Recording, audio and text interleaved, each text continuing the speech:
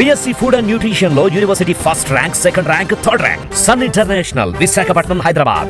మాజీ మంత్రి అంబటి రాంబాబు ఇప్పుడు దగ్గర 3 ప్రెస్ మీట్లో కూడా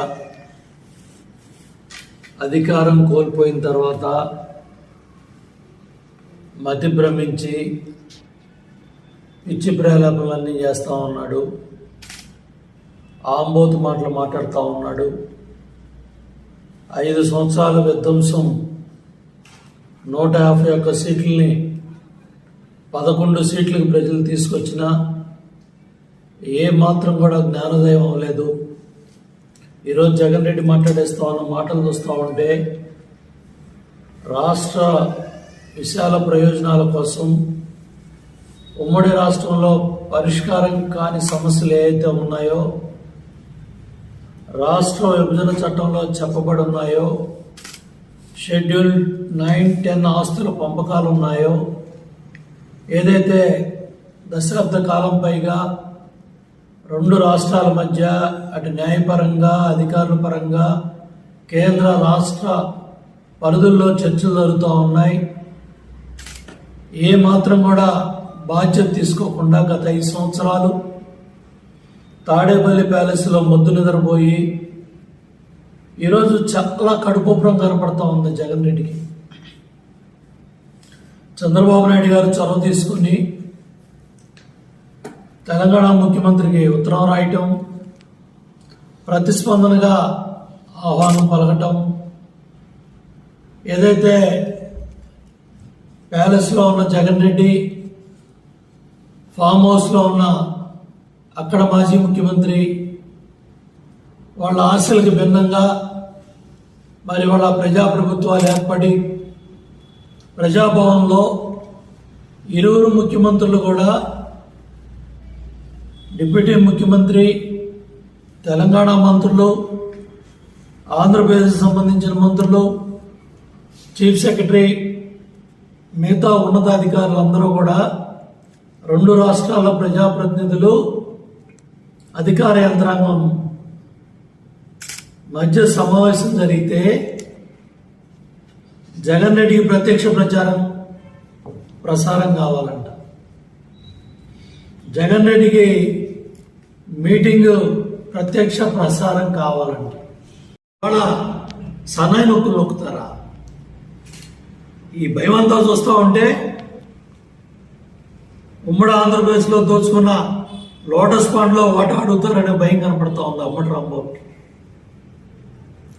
బెంగళూరు ప్యాలెస్లో వాటా అడుగుతారనే భయం కనపడుతుంది జగన్ రెడ్డికి. ఇడుపులబాయి ఎస్టేట్లో, కడప ఎస్టేట్లో వాటాలు అడుగుతారనే భయం జగన్ రెడ్డికి కనపడతా ఉంది.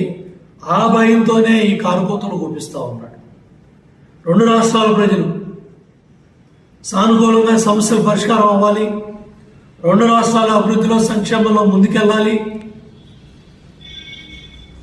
దీర్ఘకాలం పెండింగ్లో ఉన్న ఇష్యూస్ అన్ని పరిష్కారం కావాలని అందరూ కోరుకుంటుంటే మీరేం మాట్లాడారు, మీరు బయటకు వచ్చి ఎందుకు మాట్లాడలేదు, లేదా లైవ్లో ఎందుకు చూపించలేదు? ఈ పిచ్చి ప్రలాపనలన్నీ కూడా గట్టిపెట్టండి. తప్పకుండా మంచి జరగాలని అందరూ కోరుకుంటూ ఉన్నారు.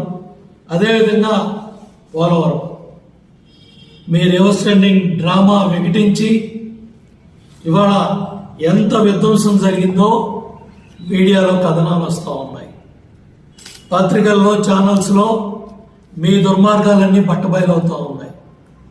5 ఏళ్ళు ముద్దు నిద్రపోయి, 5 ఏళ్ళు రాష్ట్రాన్ని సర్వనాశనం చేసి, పోలవరాన్ని విధ్వంసం చేసి, వెంటనే పూర్తయ్యే ప్రాజెక్ట్ని డయాఫ్రమ్ వాల్ మీద ఎర్త్కమ్ రాక్ ఫిల్ డ్యామ్ కట్టకుండా ఉద్దేశపూర్వకంగా ఒక మాజీ ముఖ్యమంత్రి జగన్ రెడ్డి మూర్ఖత్వం వల్ల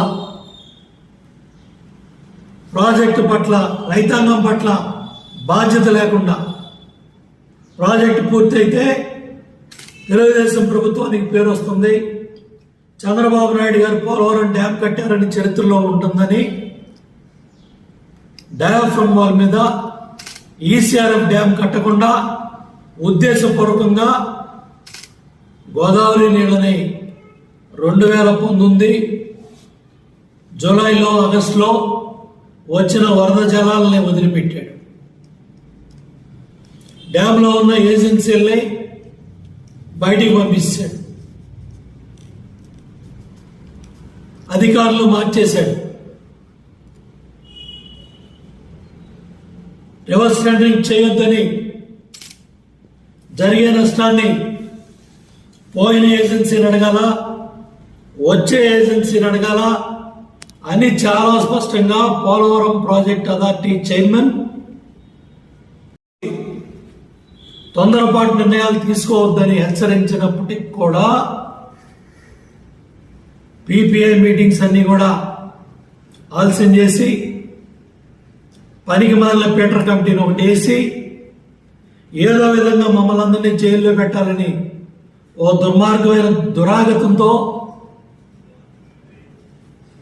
కమిటీ రిపోర్టులు తెప్పించి కేంద్ర ప్రభుత్వానికి మొట్టికాయలు ఎంచుకొని మళ్ళీ ఏదైతే ప్రైమ్ మినిస్టర్ ఆఫీస్ అడిగిన సమాచారం కావచ్చు, ఢిల్లీ హైకోర్టు అడిగిన సమాచారం కావచ్చు, పార్లమెంట్లో రాజ్యసభలో కేంద్ర మంత్రులు చెప్పిన సమాధానాలు కావచ్చు, చాలా స్పష్టంగా పోలవరంలో పట్టిసీమలో ఎటువంటి తప్పులు జరగలేదు, ఎటువంటి అవినీతి లేదు, అన్నీ కూడా ప్రణాళికాబద్ధంగా ఏదైతే రూల్ ప్రకారం అక్కడ పనులు జరిగాయని ఢిల్లీ హైకోర్టులో కేంద్ర జలవనరుల శాఖ అఫిడవిట్ వేసింది. రాష్ట్ర ప్రభుత్వం ఇచ్చిన సమాచారంతో కేంద్ర మంత్రులు రాజ్యసభలో పార్లమెంట్లో స్పష్టంగా సమాధానాలు చెప్పారు. పోలవరం 72% అయింది, మేము డబ్బులు ఇచ్చాం, ఇంకా ఇవ్వాల్సిన డబ్బులు కూడా ఉన్నాయి, పీపీఏ మానిటర్ చేస్తూ ఉంది, డ్యామ్ డిజైన్ రివ్యూ ప్యానెల్ చూస్తూ ఉంది. అన్నీ కూడా ఒక ప్రణాళిక ప్రకారం, పద్ధతి ప్రకారం నిర్ణయం జరిగిందని కోర్టుల్లో చెప్పారు, పార్లమెంట్లో చెప్పారు. కానీ ఈ మూర్ఖుడు రాంబాబు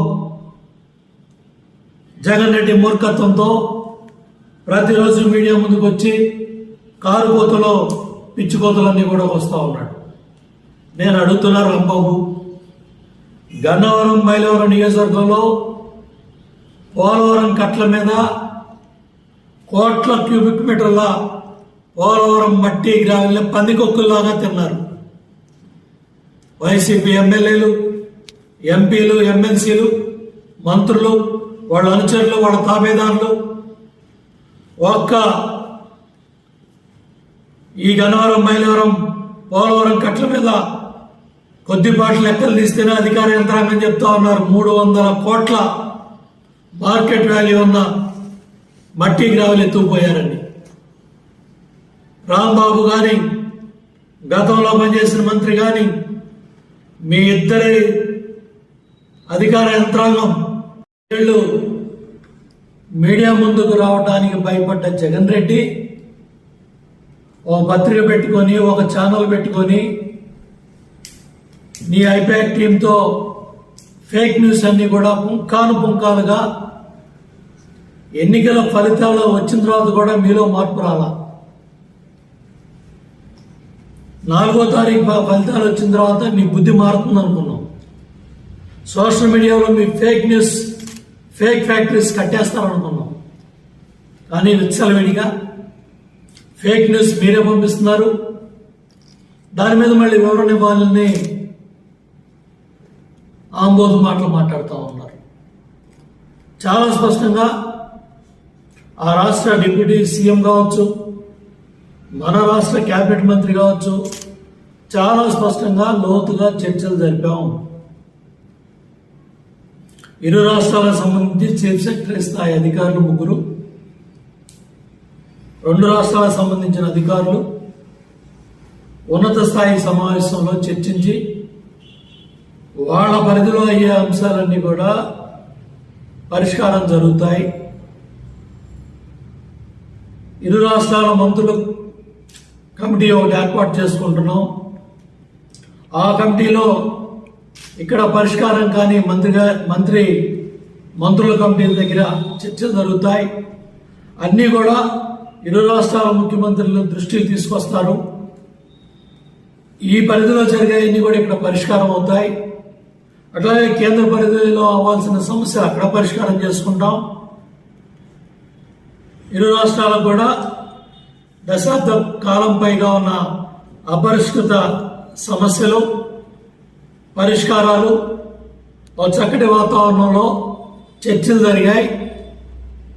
అన్ని విషయాలు కూడా కమిటీల పరిశీలనలో జరిగిన తర్వాత, ముఖ్యమంత్రుల స్థాయిలో నిర్ణయాలు తీసుకున్న తర్వాత, కేంద్ర రాష్ట్ర ప్రభుత్వాల మధ్య చర్చలు జరిగిన తర్వాత అన్ని కూడా సానుకూలంగా పరిష్కారం కావాలని రెండు రాష్ట్రాల ప్రతినిధులు కోరుకుంటే జగన్ రెడ్డికి కడుపు నొప్పి వచ్చింది, కడుపు ఉబ్బరం వచ్చింది.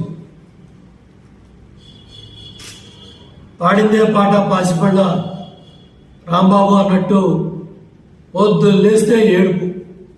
ఏం మాట్లాడుకున్నారు, మీరేం మాట్లాడుకున్నారు, మాకెందుకు చూపించలేదు, సిగ్గుండాలి.